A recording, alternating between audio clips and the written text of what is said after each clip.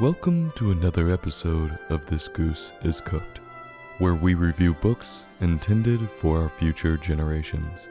Today's book, Froggy Goes to Camp, by Jonathan London, illustrated by Frank Rimkowitz, first published by Viking, a division of Penguin Young Readers Group. Froggy Goes to Camp follows a young frog named Froggy, real original name, on his first visit to summer camp. The book begins with Froggy jumping on the bed, excited because it's summer. His dad busts into his room because it has no door and surprises Froggy. He hits his head, and his dad does not give a shit. He's too excited to tell Froggy he's going to camp, maybe because he wants to vicariously live through Froggy and relive his youth, or maybe it's because he's about to get some much-needed alone time with his wife. So Froggy gets dressed and ready to go to camp, and this is where the author just forces a bunch of onomatopoeias to happen, for no reason. The author states, and I quote, "Froggy hopped out of bed, got dressed, zap, zip, zoop, zup, zut, zut, zut." Who the hell gets dressed like that? Unless you're purposely sliding your feet on the ground to make static electricity, when are you ever going to hear the word zap? And you know, when I get up and put my socks on, I hear the word zut all the time. What the hell is that? What kind of sound is that? Or what makes that sound? Zut. In fact, in all my years of putting on my clothes, I've never heard my clothes make a sound once. Well, anyway, the whole family packs up the car, and off they go to summer camp. Except an hour in, Froggy remembers he forgot his sleeping bag, so they turn back to get it. They grab the sleeping bag, and 2 hours after that, Froggy remembers he forgot his bathing suit, so they turn back and get that. That doesn't seem like an item you turn around for after you are 2 hours into a trip.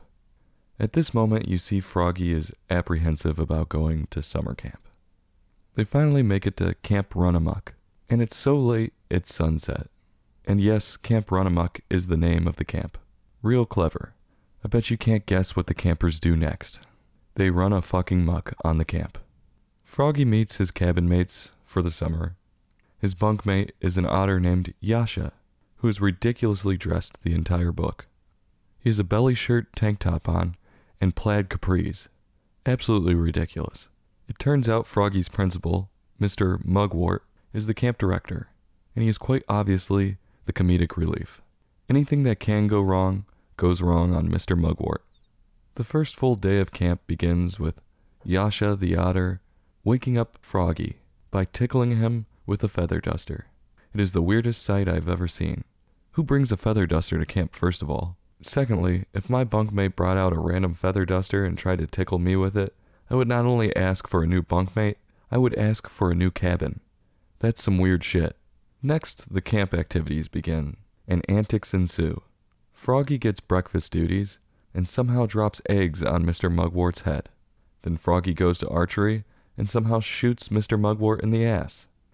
Froggy then accidentally shows up to swimming in just his boxers. Don't know how that could be an accident, but turns out he didn't need those swim trunks after all. Well, of course he jumps in the water and gets Mr. Mugwort all wet. A food fight happens later, and you guessed it, Mr. Mugwort gets slapped with a banana. Finally, the antics finish with Froggy and Mr. Mugwort kayaking, and Froggy tips the kayak, sending both of them into the water. They all finish up summer camp singing camp songs. Froggy's parents come to pick him up, and he tells them all the shit he did to Mr. Mugwort. And his parents say, "Nice." The book ends on Froggy singing "Beans, beans, the musical fruit. The more you eat, the more you toot." Classic. I'll give this book credit for having a clear moral. Get out of your comfort zone and try something new. You might like it. And I'll give the author credit for at least attempting humor. But I was not a fan of his writing, for the most part. Some of the comedic relief was obvious it was coming. And the pictures weren't great either. For that, I'm going to give this book a 2.6. I'll have a taste, then push it around on my plate, and maybe go back for another bite. This goose is cooked. Join us next time for another in-depth book review.